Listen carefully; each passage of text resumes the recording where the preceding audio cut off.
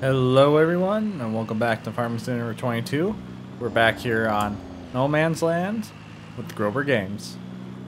As you can see, we are in the month of April, and we're heading off to go pick up some fertilizer and some seed. We got a busy day ahead of us. I got the Oliver hooked up to the planter, and that's ready to roll. And I got the duals on the case, and I bought a set of weights for the front end, so that way it's kind of balanced out now. And I also got the 40-20 hooked up to the roller, so we're pretty much ready to go here. And doesn't look like anything too interesting went on sale, which is good for us. That way we can save a little money back here. And then I'm gonna buy one bag of fertilizer for now. See how far that can take us. So today we're gonna be planting beans for the month of April. So basically all our fields that we are going to be planting beans are ready to go. So I think this morning what we're going to start out with is we're going to start with getting our cultivator rolling. So that way when we get ready to plant in the next month, which we're going to be planting beans this month and corn the next month. And the reason I'm reversing it this time is because we have the storage for everything now. So it doesn't matter which really I plant first. We're still sticking to corn and beans for now until we get another bin up, which might be a little bit yet before I even decide to do that. Because I got some other investments I'd rather do first before we think about putting up a third bin. But the reason I'm doing it backwards this time is because, at least in our area, usually beans are one of the first crops to harvest. Well, it is the first crop to harvest by most around here for row crop production, and then we do corn later. And basically the concept is the longer we leave the corn to sit out in the field, the better chance of it drying down to what we need it to be for moisture. And the fact that corn and beans have different maturity dates. So by what I mean is, like, oh, there's like this. Just spitballing numbers, it's not what it actually is, but it could take like 85 days for beans to reach full maturity and ready for harvest first, where corn takes another month or a little less than the other one. So, but right now we're gonna hop into the 5288, and we're gonna see how well it handles this cultivator. I don't think it should have any issues. But I've been surprised before, like, it's only requires, what, 130 horse? Let's look at that quick. If I can find it. Oh, equipment. 140 horse, and we're at 141, so we just have barely enough to pull it, so to speak. But we're gonna at least do 2 outside passes, and then I think we're gonna get someone hired out here to start cultivating for us. And while they're cultivating, we're gonna start working on getting our... Oh boy, it sounds like the 5288's struggling a little pulling this.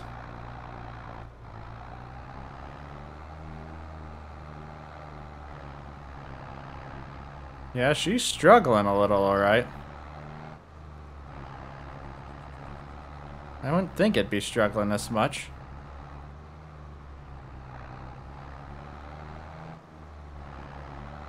Yep, come on, girl.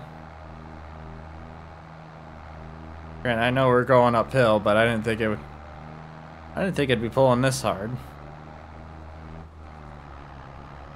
Maybe we'll have to go back to our disc rather than use this, but we're gonna stick with this for now. There we go. So we're gonna get at least the 2 outside passes done here, and then we'll hand it off to someone else to get this big field worked while we go work on planting ourselves. We're gonna try to get all our fields knocked out, and the 2 new fields we have, I think the smaller one we're gonna plant into corn, and then the bigger one we're gonna plant into beans. And I think we'll be a little bit heavier on beans this year, which is not a big deal. But that's just kind of the way it is, and I kind of want to keep the crop rotation so we can have somewhat semi-realism to this. I thought about... So, I'm kind of in a little predicament now. Because usually most of my playthroughs I've been leaving the stones on. And I thought about, like, doing fall tillage followed by spring tillage, like, after we get done plowing. That we would come to the spring and start cultivating, but the issue is that so the best example is, so I just finished picking up rocks in those 2 fields over there that we had to plow last fall for corn. And if I would go over there and start cultivating it, all those big rocks would reappear again, so I would have to be picking rocks again. Granted, there's some realism to that, don't get me wrong, but it's just like, I just spent the whole time picking all those rocks, and if I go in there with a cultivator, it's going to dig up all those huge rocks again, when they kind of basically have it set up to where the cultivator only pulls up little rocks unless you leave them there for a while, and then they start to become bigger. So I'm starting to... I kind of like the idea at first for stones, but I'm starting to kind of get a little bit tired of dealing with them in my playthroughs. Granted, my Elm Creek one, we've just been doing minimum tillage, so we haven't dealt with them that much. It's just, but it's still just the whole concept of it all. This thing does not like pulling this cultivator, I've noticed. But we got really no other tractor that can handle it right now, so it's just gonna have to suck it up. Just means we'll have to invest into another tractor a little sooner than I thought.